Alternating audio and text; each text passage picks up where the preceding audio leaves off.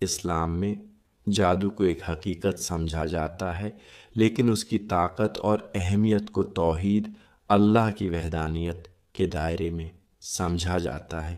یہاں ایک جائزہ ہے، اسلام میں جادو سے مراد مافوق الفطرت یا جادوئی طاقتوں کا مطلوبہ نتیجہ حاصل کرنے کے لیے استعمال ہوتا ہے، اکثر دعاؤں، ترانے یا رسومات کے ذریعہ۔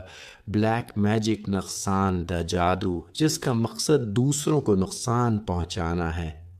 سفید جادو فائدہ مند جادو جس کا مقصد اچھائی یا تحفظ لانا ہے۔ ایلوژنری میجک جادو جو وہم یا فریب پیدا کرتا ہے۔ جادو کو اللہ کی قدرت کا حریف نہیں سمجھا جاتا، بلکہ اسے ایک محدود اور تخلیق شدہ رجحان کے طور پر دیکھا جاتا ہے۔ اسلام میں جادو کرنا ممنوع، حرام ہے، کیونکہ اس میں اللہ کے سوا کسی کو پکارنا اور اس کے علاوہ کسی اور ذرائع سے طاقت حاصل کرنا شامل ہے۔ مسلمان نماز، قرآن کی تلاوت اور اللہ کی پناہ کے ذریعے جادو سے حفاظت حاصل کریں۔ قرآن میں سورہ بقرہ پادہ نمبر 2 آیت نمبر 102 میں جادو کے بارے میں اس طرح ذکر آیا ہے کہ وہ اس کی پیروی کرتے ہیں جو شیاطین سلیمان کی سلطنت کے خلاف پڑھتے تھے۔ شیاطین جو پڑھتے تھے اس کی پیروی کرتے تھے اور وہ اس پر ایمان رکھتے تھے۔ سورۃ الفلق، کہو میں صبح کے رب کی پناہ مانگتا ہوں گروہوں پر پھونکنے والوں کے شر سے۔ حدیث کے حوالے سے، حدیث ابو داؤد، رسول اللہ صلی اللہ علیہ وسلم نے فرمایا جو جادو کرے گا اسے سزا دی جائے گی، اور جو جادوگر سے مدد طلب کرے گا وہ کافر سمجھا جائے گا۔ ابو داؤد۔ سورۃ الفلق کو باقاعدگی سے پڑھیں، خاص طور پر فجر اور مغرب کی نماز کے بعد۔ سورۃ الناس کو باقاعدگی سے پڑھیں، خاص طور پر فجر اور مغرب کی نماز کے بعد۔ آیت الکرسی کو باقاعدگی سے پڑھیں، خاص طور پر سونے سے پہلے۔ دعائیں اور دعائیں ادعا برائے حفاظت۔ یہ دعا پڑھیں، اللہم انی اعوذ بک من شر نفسی ومن شر کل ذی شرین، حفاظت کی دعا۔ یہ دعا پڑھیں، اللہ مجیرنی من شور و عوض بکا من شار، اے اللہ مجھے نقصان سے بچا اور میں نقصان سے تیری پناہ چاہتا ہوں، اور اللہ سے معافی مانگو۔ نماز، اپنی پنجگانہ نمازیں باقاعدگی اور وقت پر ادا کریں، ذکر کریں۔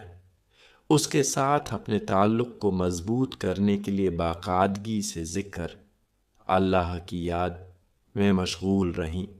حلال آمدنی یقینی بنائیں کہ آپ کی آمدنی حلال جائز ہے اور حرام ذرائع سے بچیں، مشکوک سرگرمیوں سے بچیں۔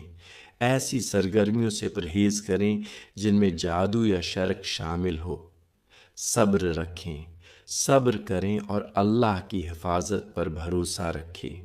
اللہ آپ کو جادو اور شر سے محفوظ رکھے۔ شفا یابی اور اللہ کی ہدایت کے حصول کی نیت سے رقیہ کریں۔ یقینی بنائیں کہ آپ جسمانی اور روحانی تطہیر وضو کی حالت میں ہیں۔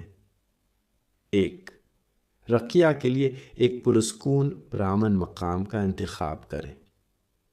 رقیہ ادا کرنے کے اقدامات میں قرآن کی تلاوت، سورہ فاتحہ، سورہ البقرہ آیت 102، 103 اور سورہ آل عمران آیت 26 کی تلاوت کریں۔ دعائیں پڑھیں، درج ذیل دعائیں پڑھیں۔ بسم اللہ الرحمن الرحیم، اللہ کے نام سے جو بڑا مہربان نہایت رحم والا ہے۔ اعوذ باللہ من الشیطان الرجیم، میں شیطان مردود سے اللہ کی پناہ مانگتا ہوں۔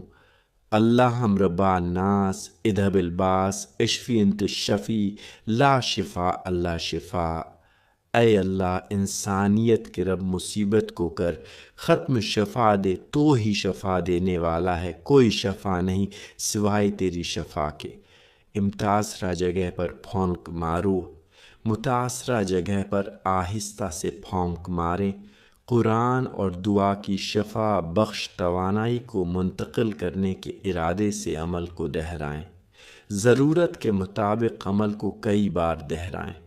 اگر ممکن ہو تو اس شخص سے اجازت حاصل کریں۔ عاجزی کو برقرار رکھیں۔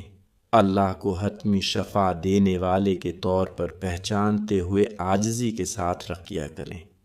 ابداعات سے بچیں۔ رقیہ کے عمل میں بدعات یا اضافے سے پرہیز کریں۔ عطبی علاج کے ساتھ ملائیں۔ رقیہ کو طبی علاج کے ساتھ استعمال کیا جا سکتا ہے، لیکن متبادل کے طور پر نہیں۔